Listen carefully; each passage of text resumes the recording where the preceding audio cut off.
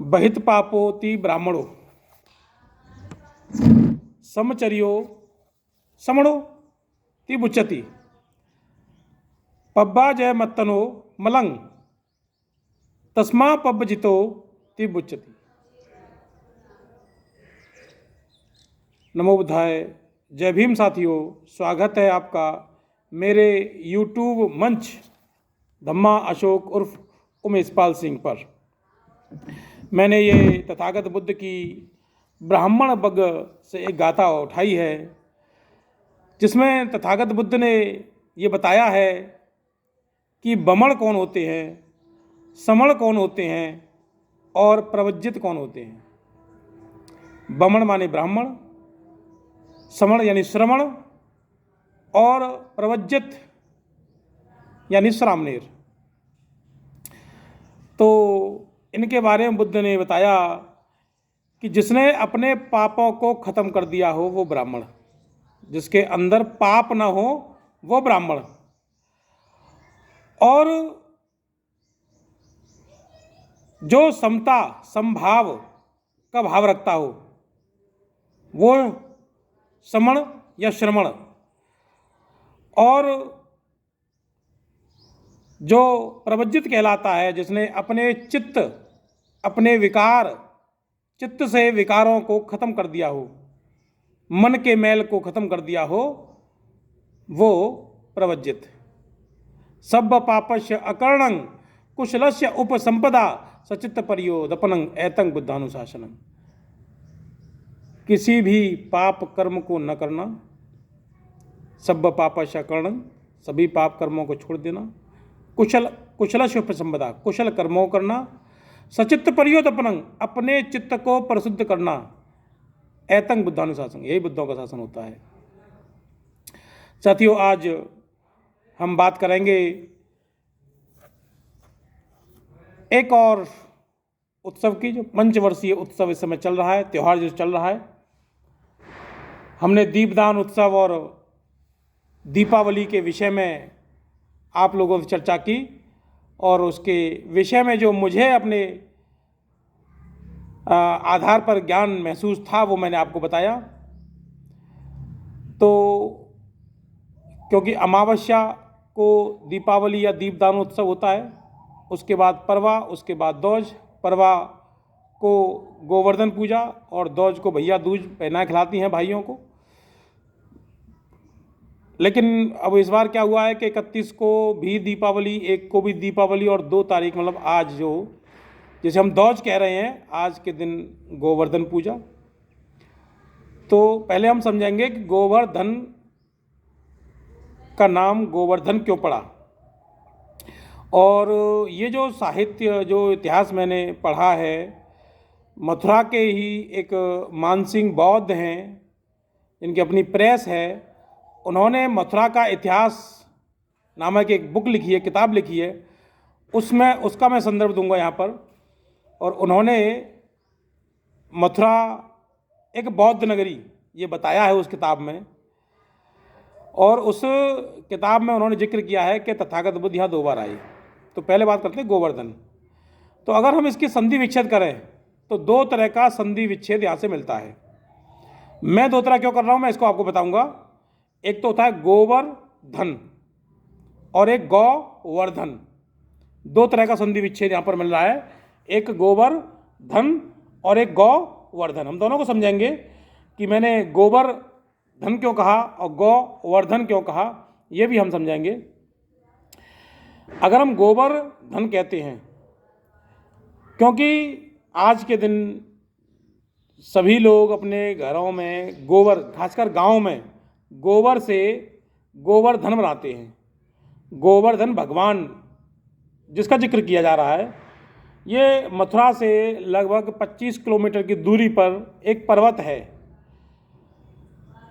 ये पर्वत लगभग 4 कोस के एरिया में फैला हुआ है। 4 कोस के एरिया में कहानी कुछ इस तरह निकल के आती है कि एक बार जब इंद्र ने बरसात कर दी थी और जो गोकुलवासी जो थे वो डूब रहे थे, तो उन्होंने क्या किया, अपनी उंगली पर पर्वत उठाया और मथुरा वासियों को बचाया। तो श्री कृष्ण रह रहे थे गोकुल, गोकुल जहाँ पर मैं रहता हूँ। महावन, आज समय जो महावन है वो पुरानी गोकुल हुआ करती थी, अब उससे 2 किलोमीटर दूर नई गोकुल बसा दी गई है। तो अगर उन्होंने गोकुल वासियों को गोवर्धन पर्वत उठा के बचाया, तो गोकुल से गोवर्धन पर्वत की जो संपूर्ण दूरी बैठती है वो लगभग बैठती है 35 किलोमीटर के आसपास, 35 से 40 किलोमीटर ही पड़ती है, 35 तो कम से कम है। 35 किलोमीटर दूर अगर लोग वहाँ से उस गोवर्धन पर्वत के नीचे बचने आए होंगे तो कितना समय लगा होगा उनको गोकुल से गोवर्धन पर्वत तक आने में।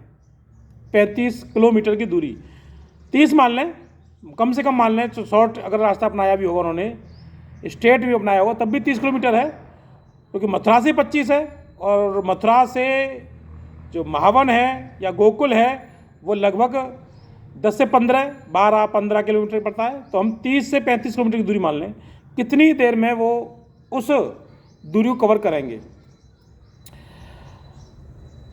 और क्योंकि यहाँ तर्क को ख़त्म कर देते हैं, देखो एक बात तो मैं आपको बता देता हूँ, जहाँ धर्म होता है वहाँ तर्क खत्म होता है, लेकिन बुद्ध कहते हैं कि तर्क पहले करो, पहले उसको समझो, जानो, उसके बाद मानो।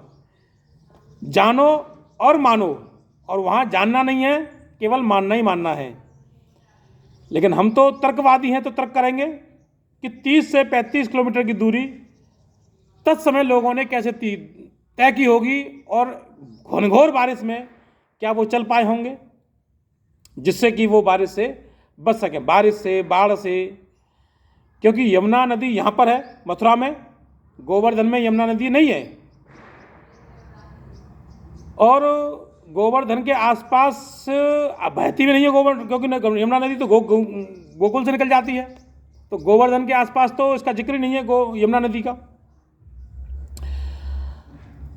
तो आखिर अच्छा, दूसरा ये पत्थर का है, तो इसको गोबर का क्यों बनाते हैं, ये थोड़ी सी बात समझने की है। तो अगर हम दूसरे संधि विच्छेद हैं, गौ वर्धन, गौ माने गाय, वर्धन माने मारना, काटना, वध करना, जो भी है उसका।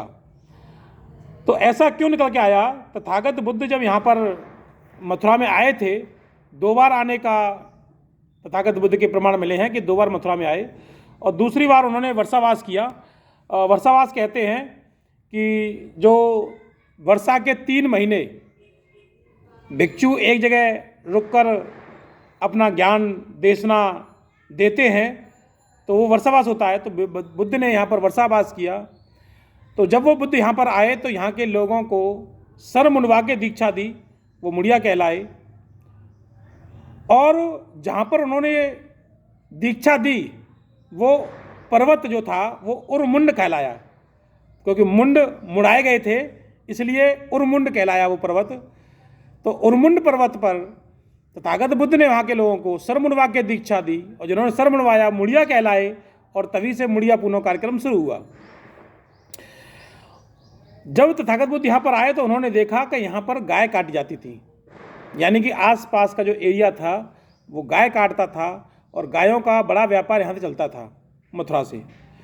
तो तथागत बुद्ध ने यहाँ पर गायों का संवर्धन चलाया।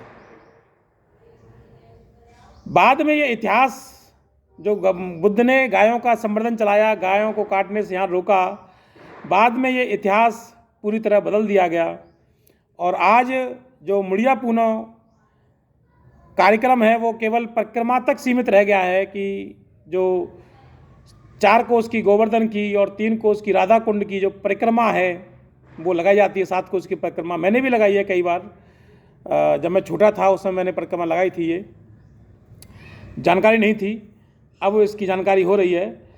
तो अब उसका नाम गोवर्धन क्यों पड़ा? एक तो वहाँ से हो सकता है गोवर्धन, तो वहाँ से गोवर्धन को गोवर्धन कह सकते हैं। दूसरा, इन्होंने जो, क्योंकि गाय को फिर पवित्र बनाया कि एक पवित्र जानवर है गाय, और गाय का जो है क्या नाम है, मीट पर भी इन्होंने खाने पर पाबंदी लगा दी। तो उसका जो मूत्र है उसको भी इन्होंने पवित्र बना दिया, उसका गोबर है उसको भी पवित्र बना दिया। तो अब उस पवित्रता के कारण गोबर का गोवर्धन बनाने लगे। केवल इतनी सी कहानी है कि गोवर्धन पर्वत को उठाया उंगली पर और वहाँ लोगों की सुरक्षा की, और इसका कोई मतलब नहीं है वो भगवान कैसे बने, क्या वो इंसान थे, इसका कोई जिक्र नहीं आता है इसमें। लेकिन फिर भी पूजा होती है। और पूजा किसकी होती है? गोबर की। गोबर मतलब भैंस का मल। जहाँ पर कुछ, जहाँ गाय होती हैं वहाँ गाय का मल, जहाँ भैंस होती है वहाँ भैंस का मल। सबके पास गाय नहीं होती हैं, तो गांव गांव में गाय के मल से गोवर्धन बनाते हैं। फिर रात को उसकी पूजा करते हैं, उसी के पास उस पर खीर। और बड़े बड़े ही आश्चर्य का विषय ये है कि उसी गोवर्धन में एक टुंडी बनाते हैं गोवर्धन की, और उस टुंडी में दूध डालते हैं। देखिए, मल के ऊपर दूध डालना ये भी एक बहुत बड़ा है ना विचारणीय बिंदु है। मैं प्रश्न छोड़ रहा हूँ आपके सामने। मैं इसको केवल साइंटिफिक टेम्परामेंट के लिए बोल रहा हूँ, मतलब जो अपने ज्ञान को विकसित करना चाहते हैं। अगर कोई इससे अपनी भावना आहत कर रहा है तो ये मेरा उनसे अनुरोध है कि आप भी इस पर विचार करें। इसको जो है बहुत ज़्यादा इस पर भावनाओं पर मत ले जाइए इसको। और मेरा जो ये चैनल है लोगों के जागरूकता के लिए बना है, और इससे वो लोग बिल्कुल दूर रहें जो अंधविश्वास और पाखंड में पूरी तरह जकड़े हुए हैं। उनके लिए मेरे इस YouTube में कोई जगह नहीं है। जो अपने मन को, अपने दिमाग को साफ करके एक व्यक्ति विशेष के रूप में आएंगे। कोई जातिवादी तो मेरा विरोध करेंगे और करते रहते हैं। जातिवाद तो मैं बहुत समय झेल रहा हूँ। तो इसलिए मेरा जो आज का वीडियो है और जो मैं आज ये बात कर रहा हूँ, मैं केवल और केवल जागरूकता के माध्यम से कर रहा हूँ। क्या मल की पूजा करना सही है? मैं इस बात एक प्रश्न छोड़ के जाता हूँ। और आप जब इस वीडियो को देख रहे हैं और इसको समझ रहे हैं तो आप मुझे बताने का कष्ट करें, क्या किसी भी मल की पूजा, चाहे वो जानवर का हो चाहे वो व्यक्ति का हो, उसकी पूजा करना सही है? और मल के पास, क्योंकि दिन भर वो गोबर से गोवर्धन बना हुआ पड़ा रहता है, दिन भर उसी पे खील डालते हैं, बतासे डालते हैं, शाम को उसी पे खीर डालेंगे, उसी पे जाने क्या क्या डाल के और पूजा करेंगे उसकी, और उसकी परिक्रमा भी लगाते हैं। तो मल के पास खीर, कचौड़ी, पूड़ी रखकर हम पूजा करते हैं, तो क्या वो मल में से जो गंदगी है वो खाने में नहीं आती होगी? उसी के पास बैठे खाते हैं तो क्या वो कीटाणु जीवाणु हमारे पास नहीं आते होंगे? क्या उससे हम बीमार नहीं होंगे? साइंस ये कहती है कि थोड़ी देर अगर मल पड़ा रह जाए तो उस पर तुरंत कीड़े, मक्खी, मच्छर तुरंत आ जाते हैं, तुरंत, विदिन सेकेंड। तो पूरा दिन पड़ा रहता है तो क्या उस पर मक्खी, मच्छर, मल जो है कीड़े वगैरह नहीं आते होंगे? और आते हैं तो फिर ऐसा क्यों? और ये कौन लोग हैं जो हमारे पूर्वजों से मल को पुजवा गए? मैंने पिछले 10-15 सालों से ये मल पूजा छोड़ दी है। 10-15 साल क्यों, 2011 से छोड़ी है मैंने, ये 11-12 के आसपास छोड़ी है मैंने ये। अब लग सकते हैं 12-14 साल मुझे हो गई हैं। तो मैंने तब से मैंने ये मल पूजा छोड़ दी है। मैंने ही नहीं, मेरे परिवार में मोस्टली, जैसे मेरे माता पिता ने छोड़ दिए, मेरे माता पिता नहीं करते हैं वो जो है, और भी मेरे एक भाई जो जॉब में है वो भी नहीं करते हैं, और जो मेरे संपर्क में मेरे इष्ट मित्र हैं, जो भी दोस्त हैं, उन्होंने भी छोड़ दिए। आपसे भी निवेदन करूँगा कि मतलब मल पूजा छोड़िए। ये मल पूजा से कुछ नहीं होने वाला है। आप अगर कुछ लोग मानते भी हैं कि गोवर्धन भगवान हैं तो उन्हें पत्थर का बनाइए, मिट्टी का बनाइए, लेकिन मल का मत बनाइए। ये मेरा आपसे अनुरोध है, विनम्र अनुरोध के साथ कह रहा हूँ कि मल का बिल्कुल बनाने का प्रयास मत कीजिए। मल का प्रयोग इसमें न करें आप जो। और मैंने आज अपनी बात रखी। हो सकता है कुछ लोगों को मेरी बात अच्छी लगी हो, कुछ लोगों को बुरी भी लगी होगी, लेकिन जिनको बुरी लगी है उनके लिए सिर्फ यही कहूँगा कि आप इसको सिर्फ और सिर्फ केवल और केवल साइंस की दृष्टि से देखेंगे तो आपको बिल्कुल बुरी नहीं लगेगी। मैं इन्हीं सब बातों के साथ, इस प्रश्न के साथ, क्या मल की पूजा होनी चाहिए या नहीं होनी चाहिए, कमेंट सेक्शन में मुझे उत्तर अवश्य दीजिएगा। और जब लास्ट तक मेरा वीडियो आपने देख ही लिया है तो अब इसको सब्सक्राइब अवश्य कीजिएगा चैनल को, और शेयर अवश्य कीजिएगा, जिससे कि जानकारी दूसरे लोगों तक पहुँचे और सभी लोग इसके बारे में जानें। मैं इन्हीं सब बातों के साथ, तथागत बुद्ध की वाणी के साथ, आप सभी का मंगल हो, आप सभी कल्याण हो, आप सभी सुखी रहें, आप सभी निरोगी रहें। भवतु सर्व मंगलम, भवतु सर्व मंगलम। नमो बुद्धाय। जय भीम, जय भारत, जय संविधान साथियों।